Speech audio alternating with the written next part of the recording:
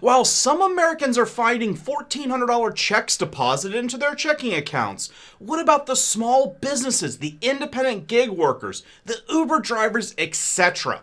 When are they gonna finally get the $10,000 EIDL grants they were promised to them nearly a year ago? A little bit of rumblings from the SBA that might be some good news. All this and more in today's video.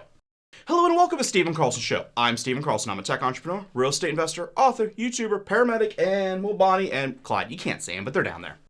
The only way we are going to get our $10,000 EIDL grants is for all of us to stand together and make our voices heard. Please comment down below with the hashtag #TeamEIDL and share this video everywhere in your social media. Make sure you tag your local politicians, news stations, and everyone. Demand that DC finally get off their ass and give all the small businesses the stimulus money they desperately need so they don't go out of business. And before I go any further, a very quick reminder, I have a team of outstanding lawyers that I keep chained up in the basement, and Clyde right here, he keeps them from escaping. The only problem with these lawyers, they get a little bit rowdy whenever I make a video, and the only way to calm these stinking lawyers down is to give this quick disclaimer. This video is for entertainment purposes only. I'm not a lawyer. This is not legal, financial, tax advice. No, it's not, little buddy. You get the point. I say it all the time. You guys understand. I'm not a lawyer, so don't use this as advice.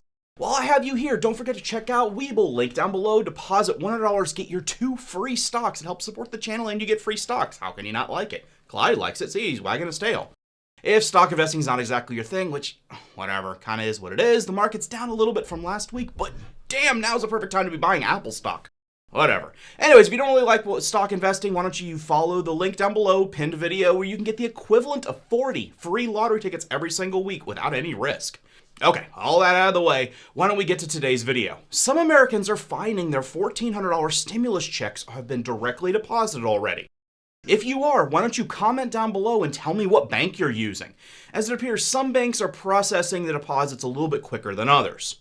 If you haven't received your money, comment what bank you use as well, that way people know.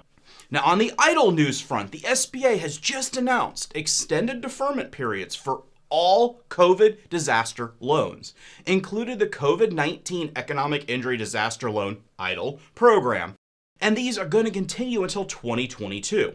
This means if you took out the loan part of the EIDL program, your first payment is not going to be due until 2022. The exact extension of your deferment period is going to depend on when your loan was issued.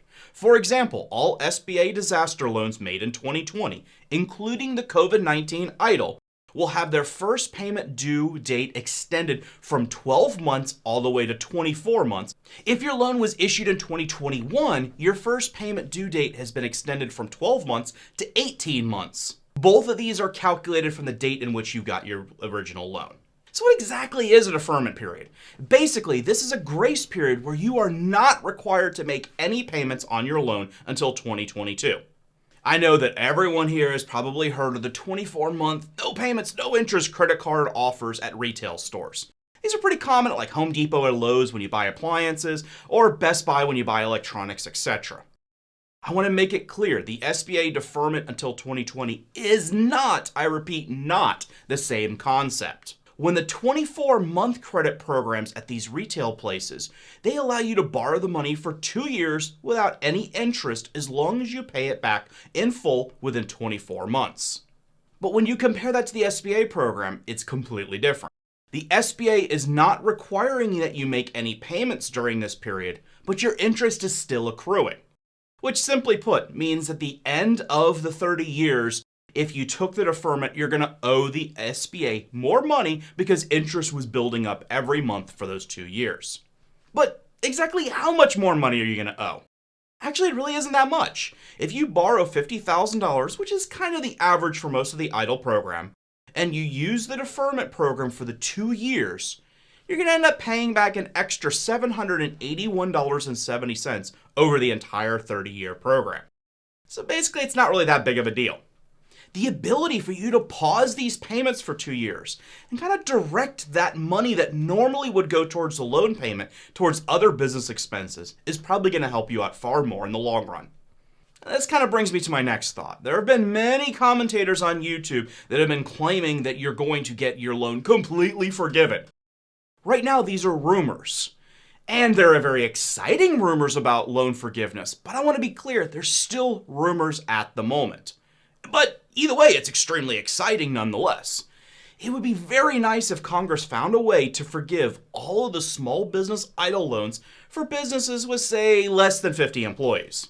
However, as we all know, this is a bit of a dream, so I wouldn't hold my breath on it happening.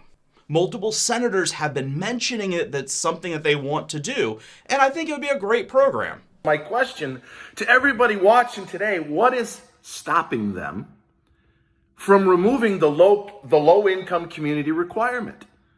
What's to stop them from getting rid of the loan caps at $150 and put them back at $2 million where they belong? Because after all, Ms. Javita Carranza used her discretion. She capped the loans at $150,000, not $2 million where they should have been.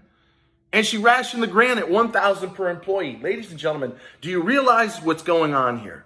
Not only are we getting $1,400 checks, not only were you up 63% if you bought the basket of 9 stocks I recommended, not only are some of your friends on this channel getting the balance of $10,000 while everybody else that is due a full $10,000 is getting an email as we speak right through the month of March and probably into April.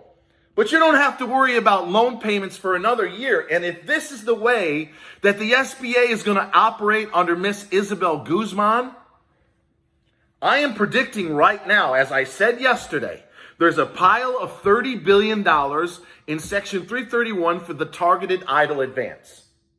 The average person is due about $6,000. If you assume all the 9 million are qualified, and they're not, many of those got rejected because of fraud. That's an average of thereabouts 18, I'll even let you round it up to $20 billion, which means there's $10 billion left over. So if the reporter from Politico on Twitter last night is right, that they've contacted the SBA and everyone is going to get an email once they get done with low-income communities, my prediction right here and now, and I'm more confident than ever because of their discretion to extend out the payments without a bill from Congress, is they're going to open up the coffers for middle-income communities. Now, does this mean the SBA is going to open the EIDL grant to middle-income communities or new business applicants? This is very possible. Jason brings up an interesting point here, and I think his observation is possibly very accurate. If the SBA could just unilaterally use their discretion in 2020 to cap the EIDL program loans to $150,000 and limit the $10,000 grant to $1,000 per employee, what stops them from unilaterally changing their policy again? We already have seen under the new SBA leadership that they just extended the payment deferral program by another year. So why not adjust or remove the low-income community criteria? My thoughts are, once the SBA has given the funds to all the low-income communities as per the law requires, nothing's going to preclude them from opening the program to all small businesses regardless of the neighborhood's socioeconomic conditions. What are your thoughts? Why don't you comment down below and let me know. Thank you very much for watching. Please make sure you click like and subscribe. Doing so really helps YouTube algorithm. And I appreciate it, as do Bonnie and Clyde. I think you just saw Clyde. He walked out of the studio. He's not that interested in the video today. I think he's sick of the SBA. He's sick of them screwing over small businesses. And he knows that we all need to stand up and share this video so that we can get the SBA and Congress to finally give the money to all the small businesses so desperately in need. Thanks, and I'll see you on the next one.